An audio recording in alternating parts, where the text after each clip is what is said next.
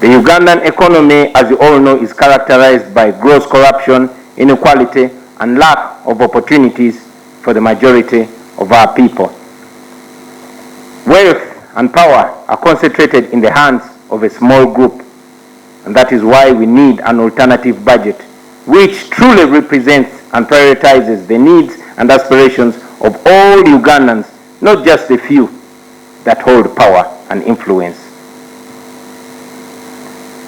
The alternative budget is not just a collection of numbers and figures. It is indeed a reflection of the values that we hold so dear as a party and as a team.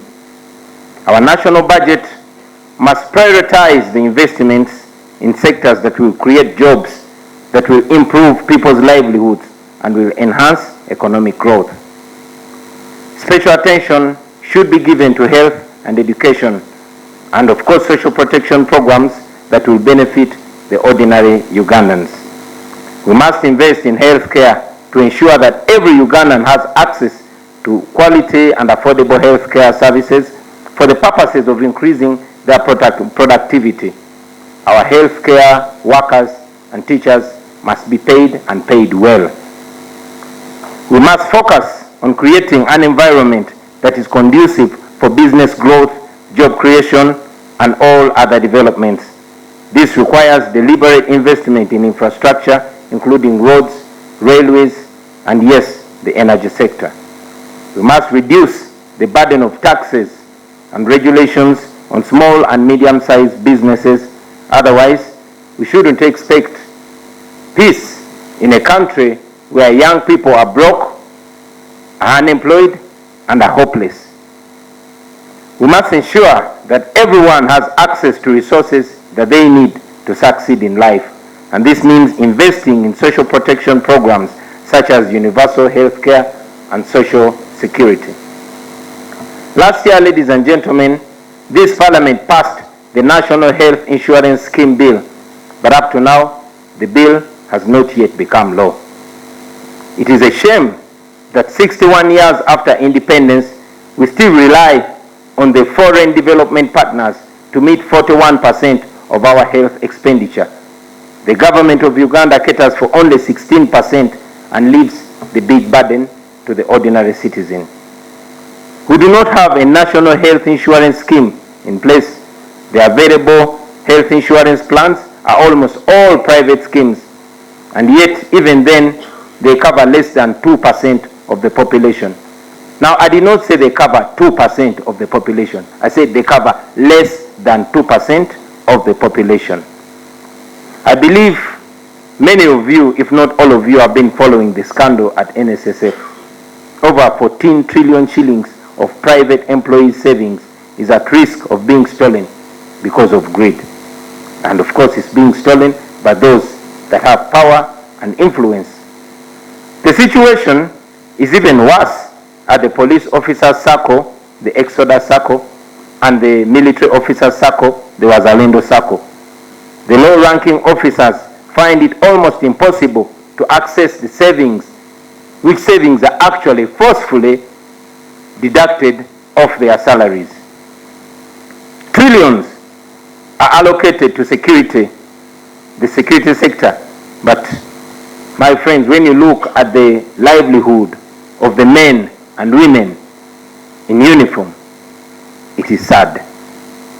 No wonder many soldiers and police officers are angry, bitter, and frustrated, and they end up venting that frustration and anger on the innocent citizens. Recently, many of you saw in the media that some police officers have actually gone to court over salary cuts. That's where we are now. I want to say it again, ladies and gentlemen, that our government will ensure that those who keep our nation safe earn better, with the lowest paid officer earning at least 1 million shillings. This will help, because if we pay them better, then we shall have the moral authority to demand that they treat the citizens better. If we treat them with dignity, they will treat our citizens with dignity. It's unfortunate that the regime continues to marginalize and isolate significant sections of our population. An old saying, used to be that we shall not wait for Karamoja to develop. But today, a few elites in the regime, including the Speaker of this very Parliament, the Vice President, the Prime Minister, the Minister for Ethics and Integrity, and many others, they have decided to say we shall not allow Karamoja to develop. Ladies and gentlemen, it is sad, very sad, but anyone here who has traveled to Karenga or Kotido or Abim or other poverty-ravaged areas in Karamoja and seen the misery there, I'm sure they're still questioning why those thieves are still in office. I'm personally wondering and shocked that those Ugandans that protested the theft are in prison today, but the thieves are in office. They're being guarded and rewarded. That's where we are. Ladies and gentlemen, implementing these proposals requires a change in the allocation of resources, so we must cut spending in areas that do not necessarily contribute to the well-being of our people. We should not continue wasting money buying tear gas and killing machines, because these are just for terrorizing our people. We need to use our money better. It is not logical, ladies and gentlemen, that the police and the military were allocated 9 trillion in this current budget. 9 trillion for police and the military. And the agriculture sector, which employs over 70% of Uganda's working population, was allocated only 1.4 trillion. We must restore hope in the thousands of young Ugandans who line up every day at Entebbe Airport in search for better life outside Uganda. And unfortunately, many of them, as you've seen, end up facing more indignity and more humiliation outside Uganda. Of course, with no protection and care whatsoever from the authorities here.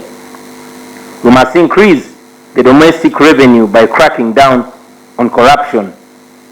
My sister has mentioned that we lose 10 trillion to corruption. It could be more, because in Uganda you can't even trust the numbers that they cook up every day. But we must increase the domestic revenue by, cracking down corruption and implementing a fair tax system. And that way we shall collect much more than the 25.8 trillion, which you all know cannot even finance half of our national budget. So I want to invite all of you, ladies and gentlemen, especially civil society organizations and private sector players, to engage with us in the process of liberating our country and directing our country's destiny. I am very confident that the alternative budget offers a viable roadmap, and to that end, it also addresses the most pressing economic issues of the country. I, however, must tell you, ladies and gentlemen, that the alternatives that you've heard from the leader of opposition and the adumbrations from fellow leaders, they are all brilliant. They are very good, but they cannot work in isolation. And that is why we must dedicate a significant portion of our efforts towards dislodging Museveni and ending the Museveni dictatorship. And this is the reason. It's because no matter how brilliant our alternative policies may be, they simply cannot be implemented under a dictatorship whose main preoccupation is keeping power and nothing else. Once the regime falls, I am sure Ugandans will come together and discuss how they want to be governed and how they want to, allocate the massive resources. We are very rich as a country. In fact, let me put it better. Our country is very rich, but we are very poor. Why? Because we are ruled by thieves. And the top thief, we all know him. That is General Museveni. I won't be shy to say so. So I want to thank you for listening to me, ladies and gentlemen. We've had the beautiful speeches. We've had the beautiful proposals, but they cannot work. They can't be implemented because we are being ruled by thieves. Their issue, their intention is not to see Uganda develop. Your life is not the issue. And that's why I'm very proud of you, Honorable Mpuuga, and your team for making even the theme your budget proposal a human rights-driven proposal, a human rights-driven budget. I thank you very much for listening to me, for God and my country.